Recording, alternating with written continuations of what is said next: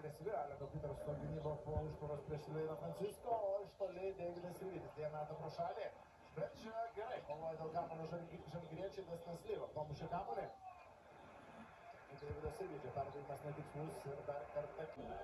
Širūkis prieš Tomą Savokubą. Sirvydis. Niekaip nepavyksta pramušti Žalgiriui dar vienas metimas iš tikrai geros. Dabar jau padėties Klementas. Šiandien Sirvydis yra jau Žalgirio. Modolov. Sirvydis iš 3 taškų zonos. Na niekaip Žalgiriui nepavyksta prisitaikyti iš 3 taškų zonos. 1 iš 9. Štalčius 2 prieš 2 su Mauzu Suraitu. Būdos aikštelės trukta gynyba ir vėl Sirvydis meta iš geros padėties. Dabar jau visiškai laisvas metas Sirvydis nepataiko įsdo. Deividui Sirvydžiui geresnių progų nebus. Žalgiris sukuria pirmajame kelyje, bet Sirvydis kol kas daužo lanką. 0 iš 4. 0 iš 4 tritaškai Deivido Sirvydžio. Vėl agresyvios rotacijos. Nu, čia apie tos laisvus metimus iš tikrųjų. Nu, čia jau reikia pataikyti. Nu, vis tiek.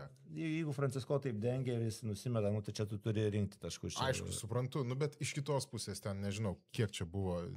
Tegul uždirba ir dar daugiau, viskas tvarkoja ne apie pinigus, bet jeigu žaidėjui moky ten gal 600 000 eurų, nu, tai tu gal tikies, kad jisai mes tokius. Nežinau, man atrodo taip tiesiog. Nu, šiaip reikėtų. Šiaip reikėtų, ar ne? Nu, kažkur tai yra, gerai. Tada, nu, tai va, tai tiesiog, aišku, čia po pralaimėjimo, tai... Bet kažkaip tai Sirvis atrodytų toks žudikas tų tritaškių, bet nesigavo šiandien.